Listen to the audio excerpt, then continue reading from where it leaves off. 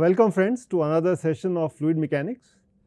This is going to be a very interesting session because whatever we have learned so far, most of the concepts in this course, we are going to now put all of them together and understand how they look at the mechanics of sports balls. So more specifically, we will be looking at the aerodynamics of a cricket ball, and I hope you find this very interesting. So let's begin. So I am going to talk about the swing, reverse swing, and more importantly, in the recent times you have heard about the knuckle ball of a cricket ball. Much of this work has been done at IIT Kanpur by several students of mine. They are listed on this slide, and this work has been done entirely at IIT Kanpur. So what I want to talk about is first give you a little review of some of the concepts of bluff body flows. Just to recall for you, bluff bodies are bodies which are associated with lot of flow separation, with large drag and lot of unsteadiness. On the contrary, there are streamlined bodies where the flow is largely attached and they are associated with very little drag, much like wings of aircraft. Okay. So cricket ball would come under the category of a bluff body. So we will review some of the concepts of the boundary layers, basically the laminar and the turbulent boundary layers, and how their transition is useful in determining the mechanics of sports balls. Then I am going to show you many projectiles used in different sports. I will show you some pictures and some data on that and how each one of them is interesting. And then finally, we are going to focus on the cricket ball. We are going to talk about swing, reverse swing, and this so-called knuckle ball effect. So let's begin. So please bear with me for the first few minutes where we are going to review some basic concepts of fluid mechanics. So shown in this picture is actually the flow on a smooth sphere. Okay. The x-axis is the Reynolds number, and as we all know, Reynolds number is defined in terms of the fluid properties, the density and the viscosity rho and mu, the speed of the flow which is denoted here by V, and the diameter of the sphere which is d. So the x-axis is the Reynolds number. You can also think of it that for a given apparatus, rho and mu are fixed, that is air, d is the diameter of the ball. So Reynolds number is directly correlated with the speed. So when the Reynolds number increases, the speed of the ball also increases. So that is your x-axis. On the y-axis, we have two quantities. We have the drag coefficient, which is shown in blue color, and we have the drag force, which is shown in red color. So as all of us know, drag force is a force, a dimensional quantity that is measured in newtons in SI units, but it is customary to non-dimensionalize it. We have looked at dynamic similarity in one of the lectures earlier.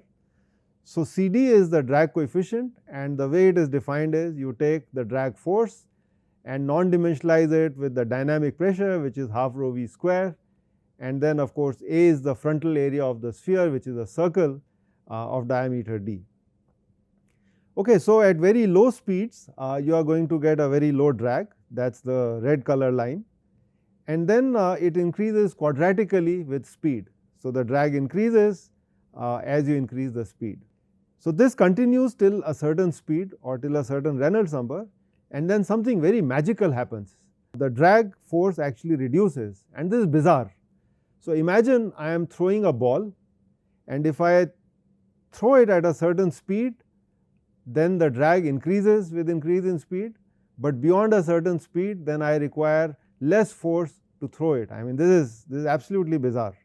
So that is what the red curve shows you, that there is a sudden drop in drag at a certain Reynolds number, and then it again starts increasing, let us say at a Reynolds number of 4 into 10 to the 5th. If you look at the non-dimensional quantity, that is the blue line, so we see the drag coefficient is almost constant for a certain range of Reynolds number, and it is again a lower constant at a very high range of Reynolds number, and in between there is a reduction. So people have looked at this earlier, and it is now well recognized that there are three regimes with respect to the Reynolds number: the subcritical, where the drag coefficient is a high value, almost a constant. There is a supercritical, where again the drag coefficient is almost a constant, but a low value. And then there is a critical, in which you get this change in the drag coefficient from a large to a small value. The fluid mechanics of it is that the boundary layer on the sphere in the subcritical regime is in a laminar state, and a picture is shown here through flow visualization. You can see there is a laminar boundary layer visualized through smoke on the sphere, and it separates at around the shoulder zone and then does not reattach. And then it suddenly becomes turbulent at a certain Reynolds number, and you can see the turbulent effect in the sense of very high mixing of the boundary layer. So, there is some kind of a chaos diffusion, and therefore, it is energized and it separates at a much downstream location. So, unlike in the laminar case, where it was separating at about shoulder 90 degree with respect to the front stagnation point, it separates at around 130 degrees, 135 degrees from the front stagnation point for a turbulent boundary layer. And that is also shown in these two sketches. So, for a laminar boundary layer, you see a large wake, because the separation points are at the shoulder, and for a turbulent boundary layer, the wake is much narrower. And in fact, if you look at the wake of a body, then it would seem that a turbulent boundary layer would give you a much narrower wake. It disturbs the atmosphere much less, and consequently it has much less drag. Okay. So, the important point to note here is that this is for a smooth sphere, and the range of Reynolds number for which this transition occurs is somewhere like 3.5 into 10 to the 5th to 4.5 into 10 to the 5th. So, roughly speaking, we are talking about 0.3 to 0.4 million of Reynolds number, where this kind of very interesting effect occurs due to drag reduction.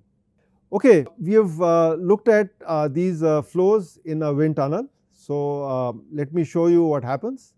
So, it is customary to do these experiments to visualize them and put a film of oil on the sphere. So, what is shown here is two pictures.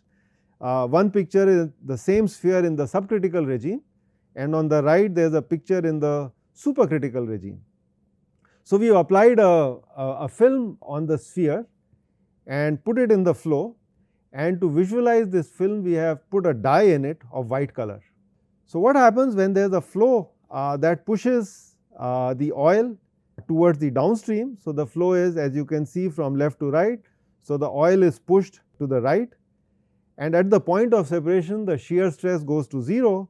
So, all the oil collects, and you can actually identify the laminar separation point. So, in the first set of images we have been able to identify the laminar separation point that is close to the shoulder at about 80 degrees from the front stagnation point, and this would correspond to a large drag coefficient. In the second image, which is at a very high Reynolds number, something very interesting happens. So, first observation is the laminar separation point itself moves downstream. So, that now happens at about an angle of 105 degrees, which is shown in this image. And more importantly, once the flow separates, so that is the first red line, the point of laminar separation, it reattaches. So, the boundary layer after separating goes through a transition to turbulent, and then it reattaches. So, it is marked as TR, which is the point of turbulent reattachment. And once it reattaches, it pushes the oil again to the right, and the oil collects at the point of separation. So, what you see in the second image in the lower row is a large black region, that is the attached flow. Then you see a white region where the oil has collected. So, that is the point of laminar separation and turbulent reattachment, and a laminar separation bubble LSB forms there. And then you have another region of a black region, which is the attached flow, and finally you have a turbulent separation, which is again shown by this white region. The beginning is with the red line, the zone of turbulent separation. So, what I am trying to impress upon you is that there are very subtle changes that occur in the flow. The boundary layer essentially transitions from a laminar to turbulent state, and that changes the mechanics quite a bit. So, why is this important? Now, as you know, most sports balls, they have rough surfaces. I mean, they are not perfectly smooth. So, for example, if I show you a cricket ball, a new cricket ball is very shiny, but it has this seam on it, and we will talk about it in a little while. This seam actually acts as a roughness, and it is going to change the way the boundary layer transitions from a laminar to a turbulent state. I have another artifact with me, a baseball. This also has a seam, but this is a very different kind of seam. So, this also makes the surface rough, it is not smooth anymore, and people have tried to ask what happens for the transition for a rough surface. So, this picture here shows the same ideas that we saw earlier, but now for a rough sphere. So, Professor Achenbach, he did these experiments in the 70s. What he did is, he took a sphere and then used some kind of a sandpaper to roughen it. And then he did experiments with increasing roughness. So, what you can see is there is a solid line here without any markers, that is an absolutely smooth sphere. So, you see the drag coefficient is a large value of 0.5, and then through drag crisis it achieves a small value after the transition, and that happens at roughly Reynolds number of around 0.3 million, as we saw earlier. If you make this sphere rough, this transition is preponed. So, clearly what the roughness is doing is, it is making the boundary layer turbulent earlier, and therefore, this loss of drag and the loss of drag coefficient, it prepones to a smaller speed, to a smaller Reynolds number, and the whole curve actually shifts more to the left as you increase the Reynolds number. So, that is the first effect, but nothing is for free. In fact, what you see is that if I look at when the boundary layer is finally turbulent, then for a rough sphere I have a much higher drag in the turbulent state compared to the drag coefficient I have for a smooth sphere in the perfectly turbulent state. Okay. So, there is a price to it. Now, people have used this very effectively. Okay. For example, in a golf ball. So, if I am using a golf club and hitting a golf ball, I am swinging my club, I want to make sure that the ball travels as far as possible. If the boundary layer on it is laminar, I would incur a very large drag. But if I am able to make my surface of the ball rough by introducing dimples on it, then it is possible that at a certain speed, if the sphere was smooth, I would have a large drag, but if I put dimples on it, then it shifts to one of these curves with a large roughness, and then you can notice I would get a smaller drag coefficient. So, for the same swing force that I apply on the club, I can have a golf ball experiencing a much lower drag, and therefore, it would travel to a longer distance, and perhaps that explains why the golf balls are dimpled. What you will also notice is that most sports, whether it is cricket, whether it is golf, whether it is baseball, they normally operate in this Reynolds number of 1 into 10 to the 5th kind of a regime. So, somewhere here.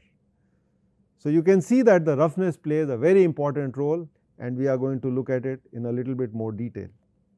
Okay, so, the first thing that was done at IIT Kanpur several years ago with respect to sports balls is, we took these different sports projectiles. So, what you see here starting from the top is a baseball, a tennis ball, you have a golf ball, then you have a field hockey which looks almost like a big golf ball. Then of course, you have the cricket ball, then you have the soccer ball made by Adidas, then you have the volleyball, and two different models of shuttlecocks, a duck feather one and a nylon one. So, we tried to measure the drag coefficient on all of them with speed, and then trying to figure out how do they compare. So, a question always comes to mind that if I am playing a sport, then to overcome the aerodynamic resistance of this projectile, where would a player spend more energy? Would it be more difficult to play badminton, or is it more difficult to play tennis, or you would spend more energy in throwing a cricket ball? So, questions like that. So, here is a brief answer. What you see here are all kinds of sports projectiles. The x axis is the Reynolds number. Each projectile operates in a different speed range. So, it is best to non-dimensionalize that and put it on the Reynolds number. And the y axis is not the drag force, but the drag coefficient. And a few interesting things come out from this view graph. So, first let us examine the smooth sphere. So, the smooth sphere is the solid line with hollow triangles, and like we have seen before, you get a reasonably high drag coefficient when the boundary layer is laminar, then it transitions to a turbulent state at a Reynolds number of around 0.35 million, and then you get a low drag coefficient. Okay, what happens to cricket ball, for example? So, a cricket ball is shown here in these brown inverted triangles. You can see the face of the triangle is facing to the left and the vertex is facing to the right. So, the solid colored symbols, I hope you can see them. It sees a very similar thing. So, you get a reasonably high drag value, and then there is again a transition to turbulence, but you can notice at a much smaller Reynolds number because of the seam of the cricket ball and the roughness, and then you get a drag coefficient which is in the turbulent state. And the same thing for a baseball and so on. A tennis ball is very interesting. You can see the green points for the tennis ball. Now, in a tennis ball, as you can notice, there is felt on it because there is a ball, and on top of that there is a felt, and that felt has these loose little fibers coming out, and they actually make the transition of the boundary layer to a turbulent state at very low speeds.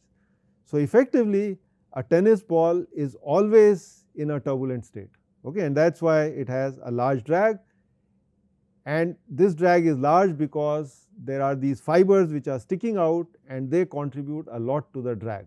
Okay. So, you can imagine it is almost like a cacti. So, it is a ball, a smooth ball, and there are these little fibers sticking out that produce lot of drag, and therefore, you do not see a drag crisis, but rather a large drag on the entire trajectory. Another interesting point are these badminton shuttlecocks. You can see they have enormously high drag, and therefore, you would spend lot of energy in playing a game of badminton. The amount of drag these projectiles offer despite traveling at very high speeds. Okay. So, the world record for the fastest projectile is held by badminton shuttlecocks, and despite that they have very high drag coefficients, and you can see that is why athletes would get tired in a very short game of badminton, whereas for tennis they do get tired, but the games are very long, they can play for hours. An interesting point here is that a feather shuttlecock, the drag coefficient is almost constant throughout the regime of play, but if you look at a synthetic shuttlecock, a nylon shuttlecock, that actually is highly deformable. So, its drag coefficient reduces with increase in Reynolds number. Okay, we are going to focus on the cricket ball, and I would like you to notice that this cricket ball, the transition is happening between 1 to 2 times 10 to the 5th Reynolds number. So, this is a very important range, about 0.1 to 0.2 million, and we are going to look at this in more details. Alright, so let us look at the history of some of these projectiles. So, there are 3 projectiles that I have shown you here.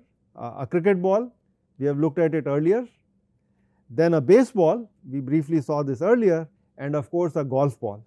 And I want you to notice the following: both the cricket ball and the baseball, they were independently fabricated or designed in different continents. And look at it, they have very similar diameters, okay, about 72 millimeters, both of them. Their mass is about the same, about 150 grams, 156 grams to be precise. Their Reynolds number are very similar. Okay, the cricket ball operates at about a Reynolds number of 10 to the 5th, and the baseball operates a little bit higher because it is thrown underarm, so it is quicker, whereas a cricket ball is thrown overarm, so it has a slightly lower speed. And both have these seams, and we will discuss that in a moment. So, a cricket ball has a seam, a single seam, which essentially binds or stitches together two hemispheres. So, you in principle have two pieces of leather, and they are stitched together by this seam, and it is a very prominent seam, and as you are aware, different brands of cricket ball will have different seam. So, India uses the SG cricket ball, there will be a Duke cricket ball from the UK and the Kookaburra from the Australia, and each one has different aerodynamic properties, they will have different swing properties. In fact, there is a difference between the pink ball and the red ball and the white ball from SG, and much of it is related to the surface roughness. So, the roughness will be determined by the lacquer that we put on the ball and the seam, and then as the ball progressively gets old, how its roughness changes. So, if I can put a very good lacquer, then the ball does not roughen as much, but if I put a low quality lacquer, then it can deteriorate rather quickly. Okay, so cricket balls are essentially of two kinds. So, the test cricket balls are very high quality, they are made out of 4 pieces. So, actually if you carefully look at a test cricket ball, it will have 4 quarters of leather. So, there is a primary seam, and then there is a secondary seam here and another secondary seam here. But these seams are so nicely done that you can hardly see them, but this is the more prominent seam which is most important for aerodynamics. If you use the cheaper quality balls which people would use for amateur cricket, then they are usually made only from 2 pieces of leather. So, you would not have the quarter seams, okay. And of course, 4 quarters are better compared to 2 halves, because the ball is more spherical and it has much better control for fast bowlers, makes the game more interesting. If you look at a baseball, this seam is very interesting, okay. So, you can see the seam is almost like a dog bone, and depending on how I deliver this baseball, so if my baseball is moving like this, then and if it is spinning, then you can see that 2 seams are encountered during this kind of an orientation. I could also have a 4 seam orientation, where if the ball is spinning like this, then it will encounter 4 seams in one cycle of rotation, and that has certain implications, okay. A golf ball you can see has again several dimples, it is much smaller, it has a much smaller mass, only about 46 grams, but again the Reynolds number is very similar to that of a cricket ball and a baseball. So, as I said, all the sports projectiles, they operate in the regime of 1 to 2 into 10 to the 5th. Great. So, I hope you have got a hang of what these different projectiles are, and now we are going to focus about cricket. So, I think a lot of audience here must be already familiar with cricket. So, there is, just to review for you, the length of the pitch is about 20 meters, 22 yards as they say. So, one end there is a bowler, the other end there is a batter, and there is a contest going on between the two.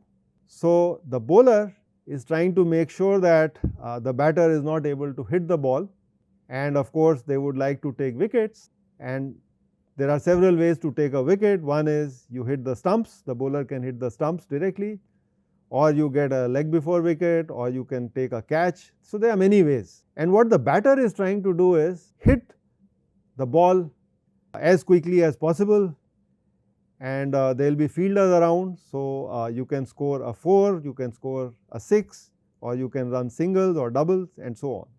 So, it is a very interesting contest between the batter and the bowler, both of them trying to outsmart each other. What you should also realize is that in this game of cricket, there are very important apparatus that are used. So, it is a big ground, one orientation of the ground is shown here, and you will see that on the 2 ends of the pitch, okay, there are these sight screens. So, sight screens are essentially to help the batter. So, when the batter is facing a bowler, they would like to see that what is the way in which the bowler is holding the ball just before the delivery. So they would watch the bowler extremely carefully, and they don't want to be distracted by any movement of the audience behind the bowler. So that's the purpose of a side screen. Okay, they could come in different colors depending on, if you are using a white ball, then perhaps you should use a black side screen. If you are using a red ball, then perhaps you use a white side screen, and so on. So the reason I say this is that in this very interesting contest between a batter and a bowler, it is expected that the batter is closely watching the bowler when he or she comes in for the delivery, and the bowler knows that the batter is watching him or her. So they can do whatever it takes to fool each other. Okay, so how does a batter gets deceived by a bowler?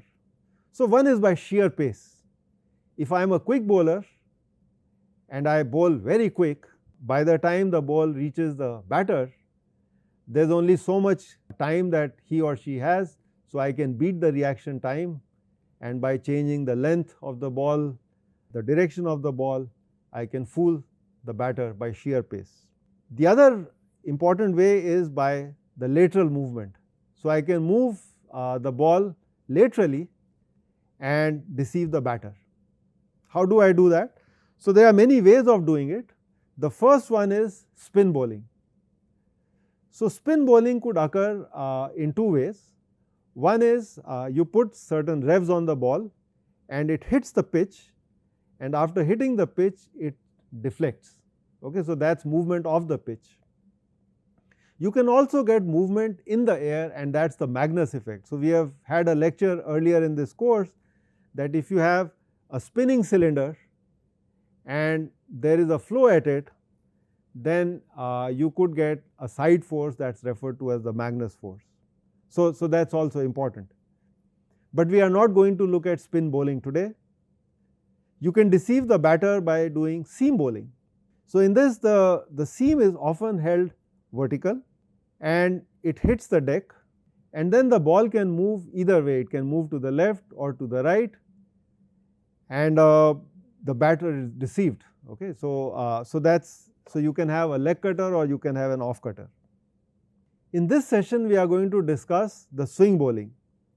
So as shown in this view graph, in swing bowling, typically what you do is you hold the seam in a vertical plane, and then you align the plane with respect to the pitch.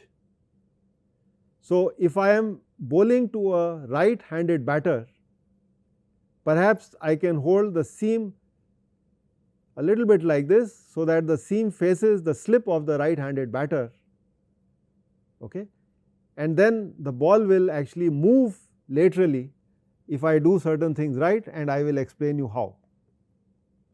Just to review, in swing bowling the seam is vertical, but it faces a slip, either the off slip or the leg slip, and you are going to have a lateral movement of the ball. Now there are many kinds of swings. Okay, you can have in swing, you can have out swing, you can have reverse swing, and so on. So first I want to set the terminology right so that we understand what is meant by swing and what is meant by reverse swing. So here is a picture that will help you understand what I am saying. So imagine I am a bowler and I hold the ball in a certain orientation, I deliver to the batter, and if the ball moves in the direction of the seam, then that's called conventional swing. Okay? And in conventional swing I can have an in swing, I can have an out swing. So aerodynamically I am not going to differentiate between them. Of course that is important as far as the skill of the bowler is concerned and the skill of the batter is concerned to face the bowler. But in terms of aerodynamics, it is not so important. Okay? The aerodynamic answer for both in swing and out swing is the same. So I repeat, for the conventional swing bowling, the effect is that the ball moves in the direction of the swing. So it kind of swings towards the seam. Okay? So that's the conventional swing. So imagine I am a batter and there is a side screen behind the bowler. So the bowler comes in, runs quick, holds the ball, and just before the point of delivery, I can look at the bowler and figure out how the ball is being held. If the ball is being held facing towards a certain slip, the right slip, I am a right-handed batter, then I know which way the ball will swing, it will go in a certain way. And if the ball is being held the other way, facing the leg slip, then I know if it swings, it goes towards the leg. Okay. So, I have to watch as a batter the bowler and the action of the bowler, and I could play accordingly. But this is not enough. There are some more interesting things that happen, which I show you in the next slide. Sometimes the ball will move not in the direction of seam, but in the direction opposite to it. So, let me post a scenario for you. I am a bowler, I run in, the batter expects that I am holding the ball, there is a right-handed batter, expects that the ball is facing the leg slip, so it moves in this direction, but actually it reverses and moves the other way. So, now it moves across the seam. That is what we are going to call reverse swing. Okay. So, this is very devastating. So, if I am a quick bowler and the batter is expecting a swing, but I make the ball reverse, that is the end of it. It is very difficult for the batter. So, now we are going to ask some questions from an aerodynamics point of view. A, why does the ball swing? B, why does it reverse swing? There is also this thought of that if I have a brand new ball, it cannot reverse swing. If I have an old ball, it can reverse swing. So, we are going to ask a question, can a new ball reverse swing, or it can only swing? Okay. So, these are some questions. I hope they will interest you, and we will be able to find an answer in this session. So, the first thing that we did was some experiments in this very nice National Wind Tunnel facility at IIT Kanpur. It is a closed circuit wind tunnel. So, what you see here is a fan section, that is the fan section.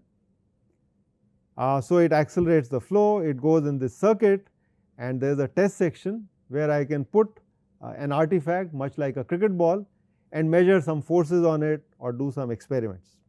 So, here is a description of the wind tunnel. So, it is a closed circuit tunnel, as I said. It has a huge cross section, 3 meters by 2¼ It has very good flow quality. So, the turbulence level is very less than 0.1%, and it can go up to 80 meter per second, that means almost 290 kilometers per hour, much larger than what a cricket bowler would achieve with a cricket ball. So, this tunnel is sufficient to do the experiments. Here is how the experiments are done. So, we mount the cricket ball in a certain orientation. I suppose the picture on the lower row, the right side, that is the top view of the mounting. So, you can see we have given a seam orientation to the cricket ball. The flow comes in from the left to right, and this is attached to a sting which has a force balance on it. So, I can measure the forces on it. Okay. So, several views are shown here. Just to put things in perspective, imagine now I am staring at the ball in the wind tunnel. So, the ball is coming towards us, and in the wind tunnel the flow is going into the screen. So, the flow is going into the screen, or you can imagine the ball is coming out of the screen towards us. Given this orientation of the ball, if it moves to the right, that would be conventional swing in the orange color, and the reverse swing in blue color, just to make it a little easy for you. There could also be a lift force on the ball, and that will become important if the ball is spinning, and that is actually the Magnus effect. So, a positive Magnus effect would be if I have a lift force, so that it is positive, and the negative Magnus effect or the reverse Magnus effect would be if the lift is downwards. Okay. So, let us look at the first set of results. So, these are the measurements that we made.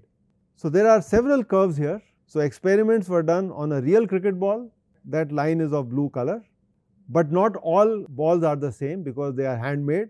So, if I do experiments on one cricket ball, then I do experiments on another cricket ball, no two balls are same. So, I would get different answers, and you know in science one of the important aspects is the repeatability of data. So, we tried to 3D print these cricket balls. So, that is what it is written here, sphere with 5 trips. So, it is a 3D printed ball, much like a simulation of a cricket ball, and we did measurements on that.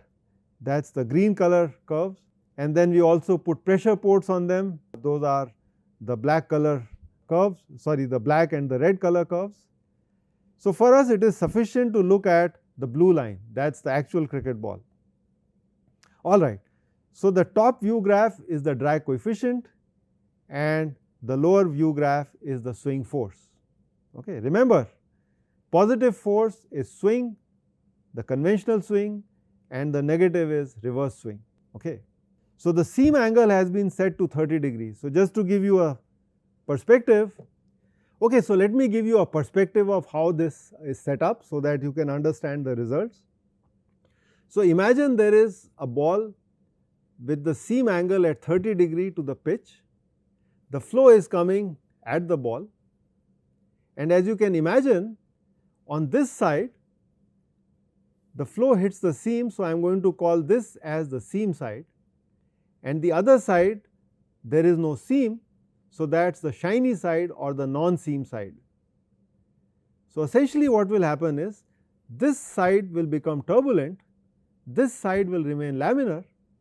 So, I am going to get a suction force on this side, so a low pressure, because my separation point moves downstream, and therefore, the ball feels a force towards the seam side and it deviates towards the seam. So, that would be the conventional swing.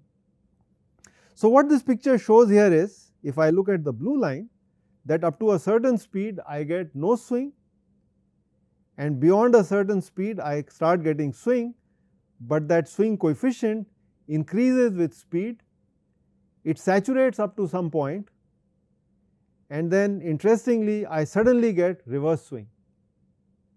Okay, so that is the phenomena. So, we have already understood what happens in the conventional swing. Perhaps I can explain you this with this cartoon here. So, if you look at the top picture, then the flow goes from left to right. The lower side is the non-seam side, the upper side is the seam side. So, I get a turbulent separation, which means it is more downstream.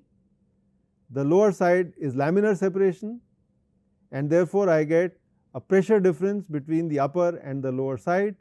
I get a swing force in the direction of seam. So, that is my conventional swing marked as CS. Now, once I increase the flow speed, on the seam side my boundary layer is already turbulent, but now I am going to get a natural transition of the flow from a laminar to a turbulent state on the lower side or the non-seam side as well. So, that is precisely what is happening in the second or the lower cartoon here. So, the upper side is already turbulent, okay, that is same as the upper picture, and now notice the lower side has also become turbulent. Now, it is well known, although I have not shown it to you, but it has been shown earlier, that if I get a natural transition to turbulence, then I get more suction as opposed to if I do a forced transition to turbulence through seam.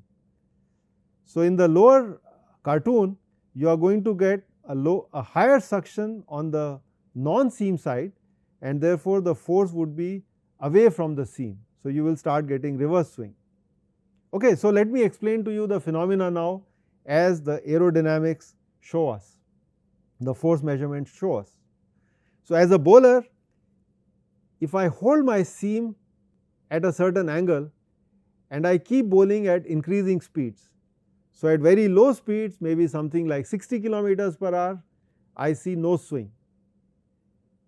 If I bowl at around 90 kilometers per hour, then I would see transition to turbulence on the seam side, but the boundary layer remains laminar on the non-seam side, and therefore, I get a swing force.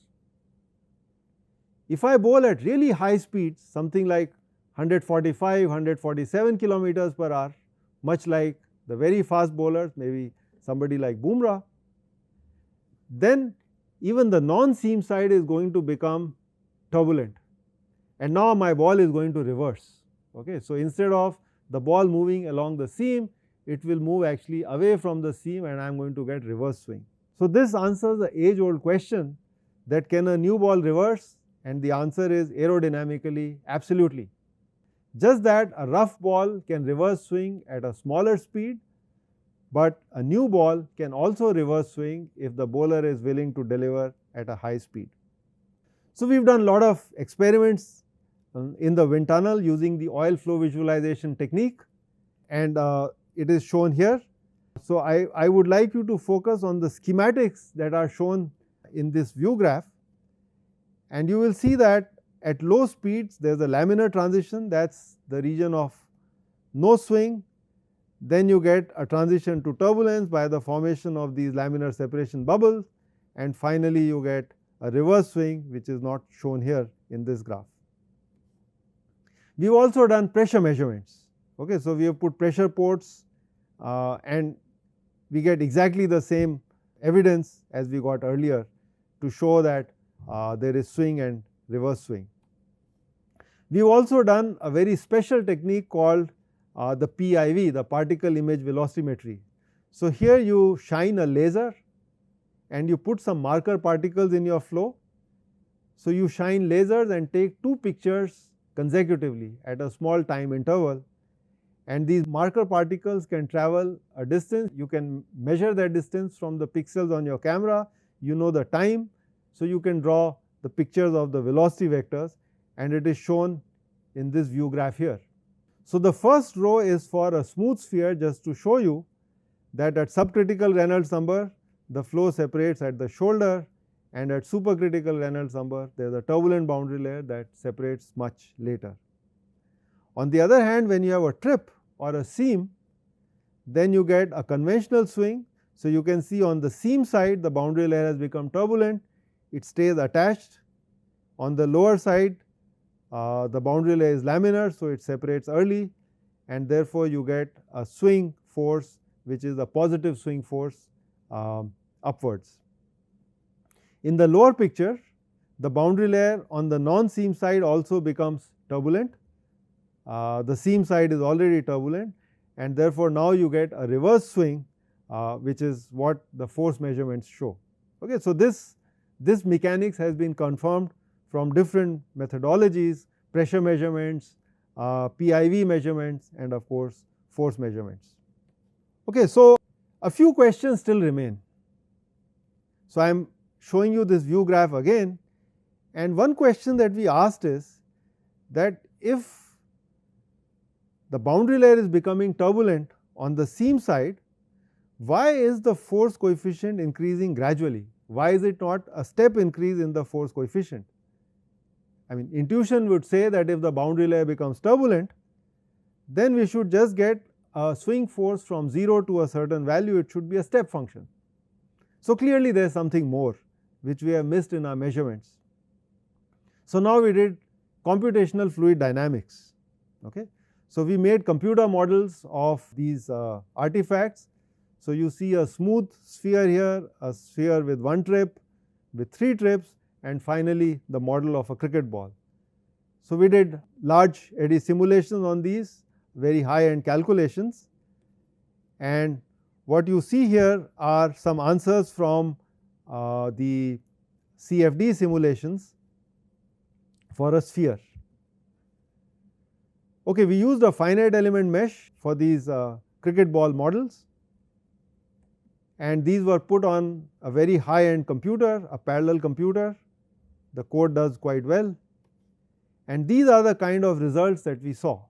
Okay, so these are images of the side view, the top view, and the bottom view of the cricket ball at different Reynolds numbers. Okay. So, I just wanted to show you the resolution of the results that we can obtain from these simulations, but I will describe the answers to you in the next slide. So, here is how the experiments and the CFD compare. So, the first 2 columns are from CFD, the computations, and the last column is from experiments, oil flow visualization, and you can see the CFD actually pretty much captures all the artifacts of the experiments. Okay, so there is a very good comparison. So what we found from the CFD is the following, that yes, we get swing and reverse swing. So this is the side force coefficient and the x axis is the Reynolds number. The blue line is actually the experiments and the black triangles are from CFD, and you can see there is a very good agreement between these two results. What the CFD shows is that actually the boundary layer does not become turbulent in the initial stages of conventional swing. It is just a delayed laminar separation. It becomes turbulent once the coefficient saturates. Okay, so this was an additional information that was given to us by these simulations.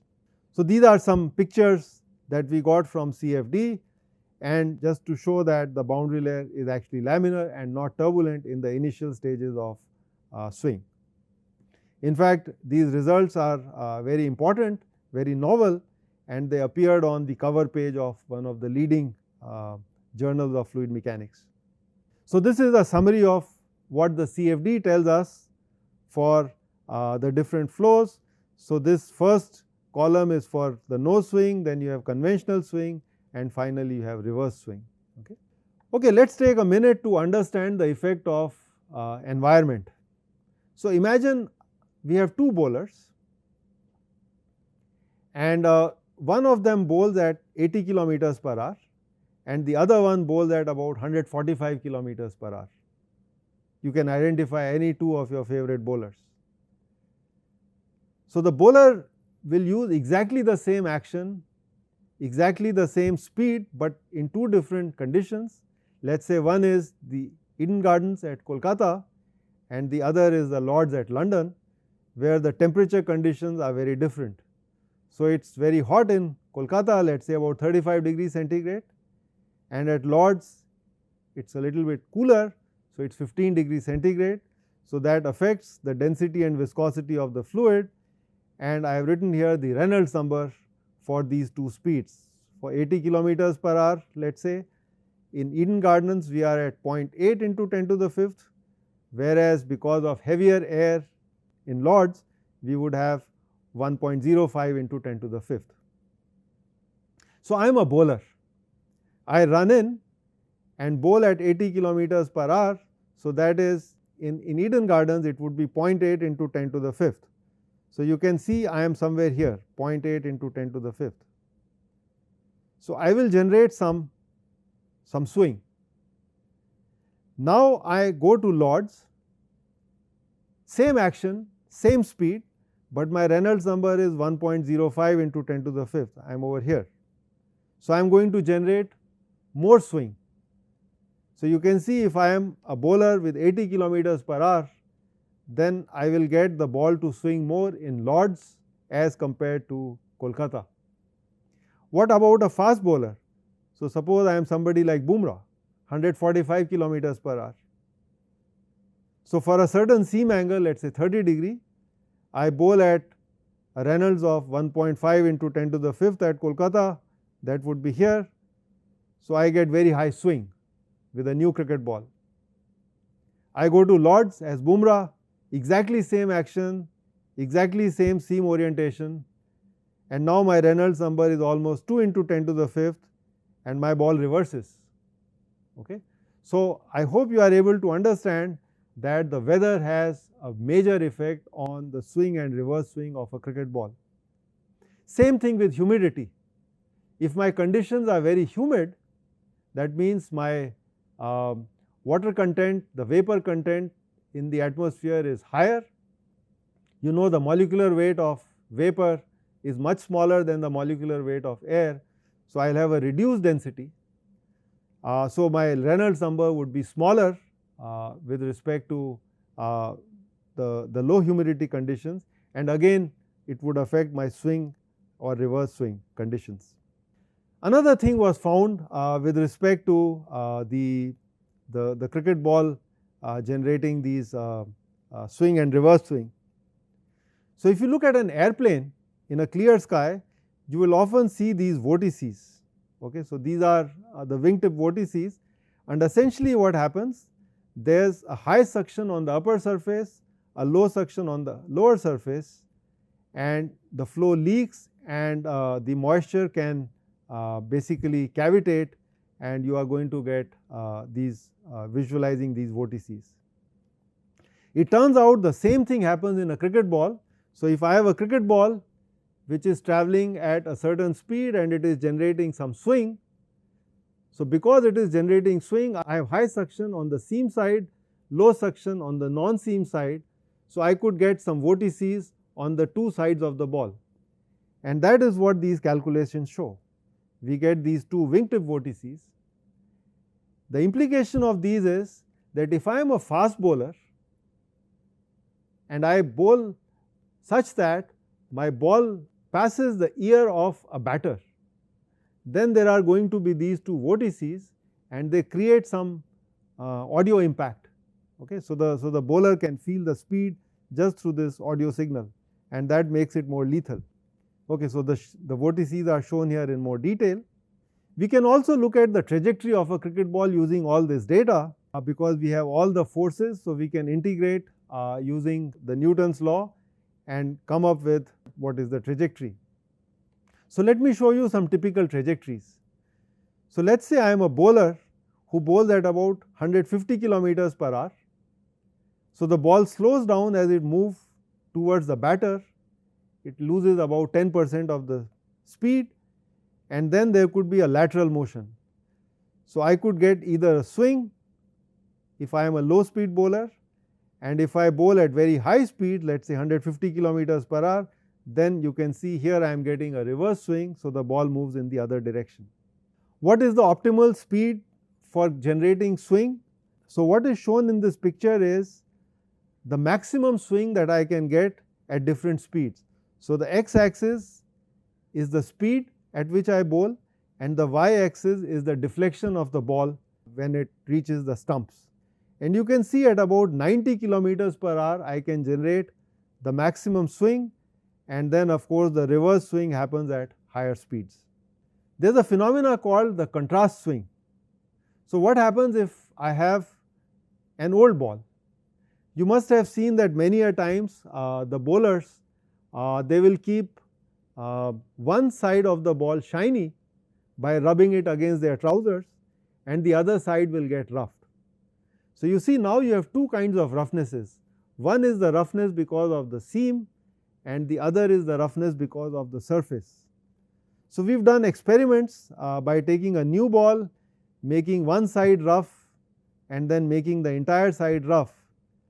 You can read this paper if you are more interested, but all in all the results are shown here and they are extremely surprising. The red line here shows a brand new ball. So, as I said, you can get swing, conventional swing at low speeds and reverse swing at high speeds. On the other hand, if you look at a ball like this, where you make the non-seam side rough, then you could get reverse swing even at 50 kilometers per hour. Okay? And then at higher speeds you get swing. So, simply by controlling the surface of the ball, you could generate all kinds of reverse swing or swing at much lower speed, and the bowlers actually utilize this. What happens to the spin of the ball?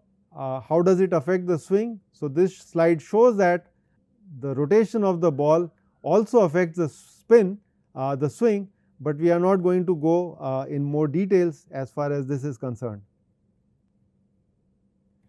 The last topic I want to cover is knuckleball. So, the term knuckleball has been obtained from baseball, and you can see a pitcher pitching a knuckleball, and the ball does a zigzag motion. Now, in cricket, is it possible to have a knuckleball like this where it does a zigzag motion? So, we have tried to investigate that, and hopefully I will be able to convince you that it is possible. The current way in which bowlers bowl a knuckleball is shown in the red color. So, they put a very tiny spin on the ball in the horizontal axis. Okay, so the seam actually spins along a horizontal axis, and that does not give a zigzag motion like a knuckleball. What we are advocating is in this paper that if you just change the spin of the ball to a vertical axis, then you can actually get a zigzag motion as is shown here on the projection on this slide, much like what is done in a baseball. So, in a baseball, in a knuckleball, it actually spins about, the seam spins about a vertical axis. So, if we do that in a cricket, we should be able to get a very good knuckleball effect. So, we have done elaborate studies on that. We took this cricket ball, mounted it in a wind tunnel, did experiments at different seam angles, got the data, the lift and the drag data, and then we integrated it to get the trajectory of the ball. And I just wanted to show you one such trajectory. So, this is a ball being bowled at 90 kilometers per hour. This is the top view of the ball, and you can see it can actually move in a zigzag direction, much like the baseball, and that is a real knuckleball which would be difficult to play by the batter.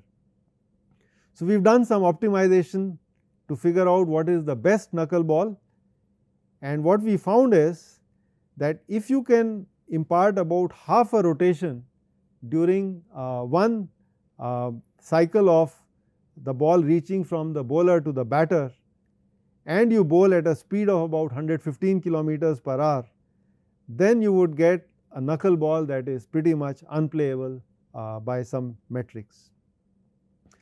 So, thank you very much. I would like to conclude here just with a few remarks. A new cricket ball can reverse, and the initial swing is due to the laminar flow delay. The separation is delayed. You get reverse swing at high speeds. You can have an old ball to reverse at very low speeds, unlike a new ball. You can also do a knuckleball by putting the rotation axis in the vertical direction, and the seam height is very important. It can be used to design new kinds of balls. We can use the Magnus effect for the ball to rise or to drop. So, Bumrah uses that very effectively. All right, thank you very much.